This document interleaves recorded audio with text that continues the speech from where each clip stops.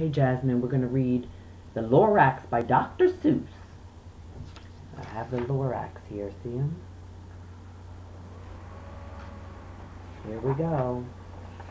At the far end of town where the grickle grass grows, and the wind smells slow and sour when it blows, and no birds ever sing excepting old crows, is the street of the lifted Lorax.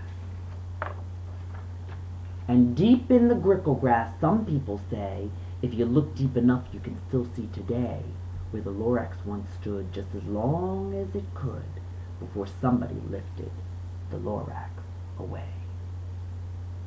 What was the Lorax, and why was it there?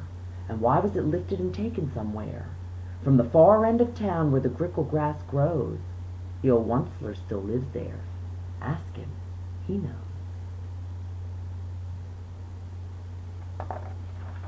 You won't see the Onceler. Don't knock at his door. He stays in his lurkum on top of his store. He lurks in his lurkum cold under the roof, where he makes his own clothes out of myth-muffled moof. And on special dank midnights in August he peeks out of the shutters, and sometimes he speaks, and tells how the Lorax was lifted away. He'll tell you perhaps, if you're willing to pay. On the end of a rope he lets down a tin pail, and you have to toss in 15 cents and a nail, and the shell of a great-great-great-grandfather snail. Then he pulls up the pail, makes a most careful count to see if you've paid him the proper amount. Then he hides what you paid him away in his snub, his secret strange hole in his groovulous glove. Then he grunts, I will call you by whisper my phone, for the secrets I tell you are for your ears alone.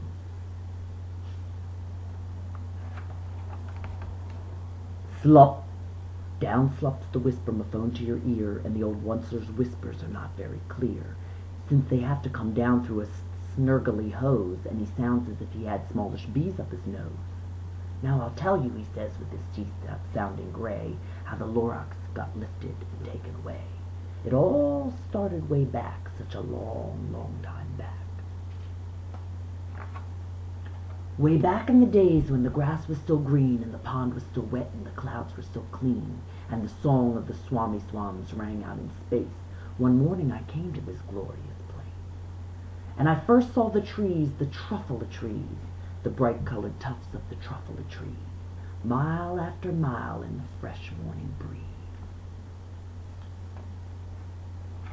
And under the trees I saw brown barbaloots frisking about in their barbaloot suits, as they played in the shade and ate truffle fruits.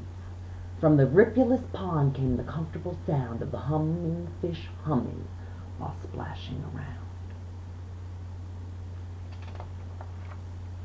But those trees, those truffle trees, all my life I've been searching for trees such as these. The touch of their tufts was much softer than silk, and they had the sweet smell of fresh butterfly milk. I felt a great leaping of joy in my heart. I knew just what I'd do. I unloaded my cart. In no time at all I'd built a small shop. Then I chopped down a truffle tree with one chop. And with great skillful skill and with great speedy speed, I took the soft tuft and I knitted a sneed. The instant I'd finished, I heard a gazump. I looked. I saw something pop out of the stump of the tree I'd chopped down. It was sort of a man. Describe him? That's hard. I don't know if I can. He was shortish and oldish and brownish and mossy, and he spoke with a voice that was sharpish and bossy. Mister, he said with a sawdusty sneeze, I am the Lorax. I speak for the trees. I speak for the trees have no tongues, and I'm asking you, sir, at the top of my lungs. He was very upset as he shouted and puffed. What's that thing you've made out of my truffle tuft?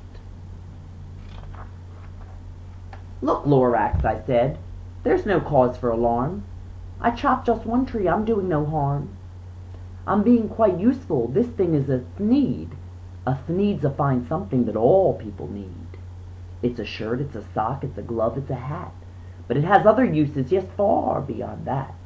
You can use it for carpets, for pillows, for sheets, or curtains, or covers for bicycle seats. The Lorax said, "Sir, you're crazy with greed. There's no one on earth who would buy that fool Sneed." But the very next minute, I proved he was wrong, for just at that minute a chap came along, and he thought that the Sneed I admitted was great. He happily bought it for $3.98. I laughed at the Lorax. "You poor stupid guy. You never can tell what some people will buy."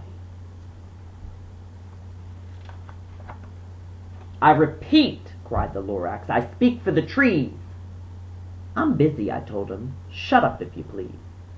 I rushed across the room and in no time at all built a radio phone. I put in a quick call. I called all my brothers and uncles and aunts, and I said, "Listen here, here's a wonderful chance for the whole Onceler family to get mighty rich. Get over here fast, take the road to North Nitch, turn left at Weehawken and sharp right at South Stitch." And in no time at all, in the factory I built, the whole Onceler family was working full tilt. We were all knitting Sneeds, just as busy as bees, to the sound of the chopping of truffle-a-tree. Then, oh, baby, oh, how my business did grow. Now chopping one tree at a time was too slow. So I quickly invented my super axe hacker, which hacked off 4 truffle-a-trees at one smacker. We were making Sneeds 4 times as fast as before, and that Lorax, he didn't show up anymore. But the next week, he knocked on my new office door. He snapped, "I'm the Lorax, I speak for the trees, which you seem to be chopping down as fast as you please. But I'm also in charge of the brown barbaloots, who played in the shade in their barbaloot suits, and happily lived eating truffle-a-fruits. Now, thanks to your hacking my trees to the ground, there's not enough truffle-a-fruit to go round, and my poor barbaloots are all getting the crummies, because they have gas and no food in their tummies. They loved living here, but I can't let them stay. They'll have to find food, and I hope that they may.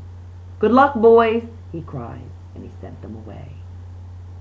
I, the Onceler, felt sad as I watched them all go, but business is business, and business must grow, regardless of crummies and tummies, you know. I meant no harm, I most truly did not, but I had to grow bigger, so bigger I got. I biggered my factory, I biggered my roads, I biggered my wagons, I biggered my loads. Of the Sneeds I shipped out, I was shipping them forth to the south, to the east, to the west, to the north. I went right on biggering, selling more Sneeds, and I biggered my money, which everyone needs. Then again he came back. I was fixing some pipes, when that old nuisance Lorax came back with more gripes. "I'm the Lorax," he coughed and he whiffed. He sneezed and he snuffled, he snarled, he sniffed. "Onceler," he cried with a crufulous croak. "Onceler, you're making such smogulous smoke. My poor swami swans, why they can't sing a note. No one can sing who has smog in their throat." "And so," said the Lorax, "please pardon my cough. They cannot live here, so I'm sending them off. Where will they go? I don't hopefully know. They may have to fly for a month or a year to escape from the smog you've smoggered up here." "What's more," snapped the Lorax, his dander was up, "let me say a few words about gluppity-glup. Your machinery chugs on day and night without stop, making gluppity-glup and schloppity-schlop. And what do you do with this leftover goo? I'll show you, you dirty old Onceler man, you. You're glumping the pond where the humming fish hummed. No more can they hum, for their gills are all gummed. So I'm sending them off. Oh, their future is dreary. They'll walk on their fins and get woefully weary, in search of some water that isn't so smeary." And then I got mad. I got terribly mad. I yelled at the Lorax, "Now listen here, Dad. All you do is yap, yap and say bad, bad, bad, bad. Well, I have my rights, sir, and I'm telling you, I intend on doing just what I do. And for your information, you Lorax, I'm figuring on biggering and biggering and biggering and biggering, turning more truffle-a-trees into sneeds, which everyone needs. And at that very moment, we heard a loud whack. From outside in the fields came a sickening smack of an axe on a tree. Then we heard the tree fall, the very last truffle-a-tree of them all. No more trees, no more sneeds, no more work to be done. So in no time, my uncles and aunts, every one, all waved me goodbye. They jumped into their cars and drove away under the smoke-smuggered stars. Now all that was left beneath the bad-smelling sky was my big empty factory, the Lorax, and I. The Lorax said nothing, just gave me a glance, just gave me a very sad, sad backward glance, as he lifted himself by the seat of his pants. And I'll never forget the grim look on his face when he hoisted himself and took leave of this place, through a hole in the small without leaving a trace. And all that the Lorax left here in this mess was a small pile of rocks with the one word, unless. Whatever that meant, well, I just couldn't guess. That was long, long ago, but each day since that day, I've sat here and worried away. Through the years while my buildings have fallen apart, I've worried about it with all of my heart. But now, says the Onceler, now that you're here, the word of the Lorax seems perfectly clear. Unless someone like you cares a whole awful lot, nothing is going to get better. It's not. So, catch, calls the Onceler. He lets something fall. It's a truffle-a-seed. It's the last one of all. You're in charge of the last of the truffle-a-seeds, and truffle-a-trees are what everyone needs. Plant a new truffle and treat it with care. Give it clean water and feed it fresh air. Grow a forest, protect it from axes that hack. Then the Lorax and all of his friends may come back. The end. So what are you going to do, Jazzy, to speak for the trees?